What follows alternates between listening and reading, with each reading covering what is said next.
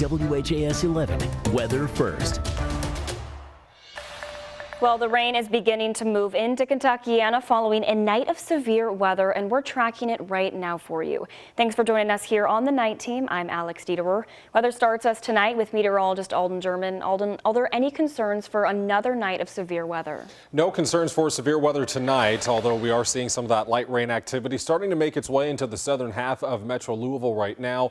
Valley Station, Fairdale, Okolona, and Fern Creek are seeing some of that light rain. Pretty sharp cutoff with it as well. The broader view shows most of this activity is falling south of the river right now, so we don't have anything in southern Indiana at the moment.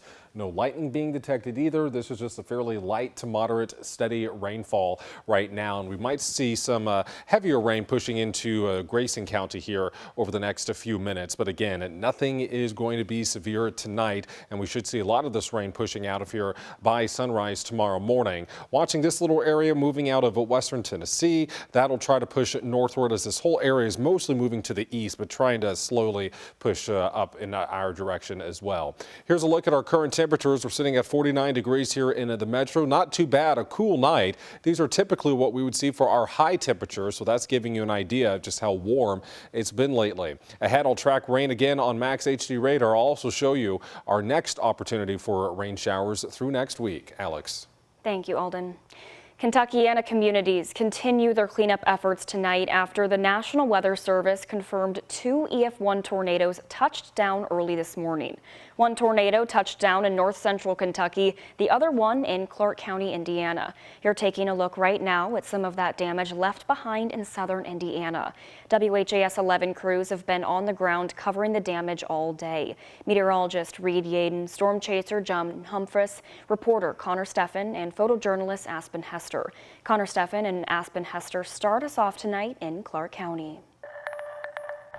The lights are back on for most in Clark County, following storms and an EF1 tornado that touched down early Saturday morning, leaving scenes like this in its path. Well, it's a mess here for sure. It's one of 2 EF1 tornadoes that touched down in Kentuckiana Saturday. The other in north central Kentucky. Within hours, National Weather Service surveyors made their way out to southern Indiana to assess the damage. They determined that tornado's winds reached a max 90 miles per hour during its brief time on the ground. I would guess 30 seconds to 2 minutes right in there, and it happens that quick. The NWS says the area also saw a patch of straight line winds that reached 80 miles per hour. By Saturday evening, county crews were still working to clear storm debris from roads, and utility companies worked to restore power for the remaining 100 or so homes still in the dark. In total, the storm knocked out power for about 1,700 homes in the area. Clark County first responders say they've responded to 35 weather-related calls for service Saturday, specifically in the Henryville and New Washington areas, mostly for reports of downed trees and power lines. NWS meteorologist John Gordon says the warm temperatures fueled the severe storms, which hit when most people were sleeping. It's the worst case scenario. It is. We had December 21, we had Mayfield, Bowling Green, things like that. Folks, just have a way to receive your warning. Be prepared. You never know when this is going to happen. When it gets warm, better have a plan at night. This homeowner is still shaken up from the experience. He says it started with flooding in the basement before his home's roof caved in, just feet from where he was standing at the time. In his backyard, you can see a heaping of debris, parts of what was his front porch. Joined by family, he's just starting the cleanup process, but feels thankful to have made it out alive. In Clark County, Connor Steffen, the WHAS 11 Night Team, on your side. After storms rolled through southern Indiana, the Highlander Fire Department in Floyd's Knobs responded to a gas fire at a home. Fire officials say just after 5:30 this morning, they responded to the home on Fairway Drive to reports of a natural gas leak. When crews arrived, they found a natural gas fire blazing out of the ground. Surveying crews also discovered the leak and fire had spread to the house across the street. Crews were able to evacuate both homes and put out the fire. It was determined that the fire had started in the basement ceiling, where a natural gas line had ruptured and then caught fire. Investigators are still working to determine how the line ruptured, but it is believed that lightning from this morning's storm started the fire. One person is dead and 2 others are injured after a crash in Bardstown. Bardstown Fire responded just before 5 yesterday evening to Boston Road. Fire officials say a loaded rock dump truck and a car collided. 3 people in the car were trapped due to the crash. Crews were able to get 2 people out of the vehicle, but 1 person did die at the scene. The other 2 were transported to the hospital with minor injuries. We have an update for you this evening. A 20-year-old who has been missing since New Year's Eve was found safe yesterday. Delano Ray was reported missing by his mom after he left his home in Jeffersontown for a party on New Year's Eve, but never showed up to the party and didn't return home the following day. In an update on Facebook, Clara Sloan said her son reached out and he did confirm he was safe. She says he was stuck and needed time alone, and he is sorry for all the worry. To help alleviate the national bus driver shortage here at a local level, JCPS held a bus driver hiring blitz today. With a little under 600 bus drivers to cover 550 routes, JCPS says it's not enough. The 5-hour event today was held at the Hilton Garden Inn on Crittenden Drive in hopes to give potential applicants a one-stop shop to join the team. This is our bus driver blitz. More than 200 people, all looking to be a JCPS bus driver. Now I've been driving for 10 years. Ronald Fabush, a seasoned bus driver, has seen a drastic change in the number of available drivers over his years. When I first came in, we had a little bit more drivers, but now, you know, for some reason or another, it's not that many. But we need more drivers, and the more drivers we have, it's easier for everybody. JCPS has 575 bus drivers that transport 65,000 students. The district has enough drivers to cover every route, but that's quick to change with daily callouts. If we don't have a bus driver, we have to double up. Not only that, but to make the students late getting to school. And, you know, that could be a little stressful sometimes, especially if a parent is working and they're trying to wait till the child gets to school. So the more drivers that we have, the lot easier. The JCPS bus driver hiring blitz hopes to fill those vacancies.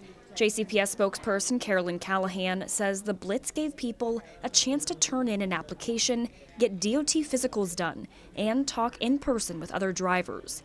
She says before the doors even opened, there were people lined up outside ready to apply. The number one thing we're hearing from them is we want to help the kids. We've seen what's going on and we want to help get kids safely to and from school. So it gives us hope that we're going to be able to hire a good number of bus drivers from this event.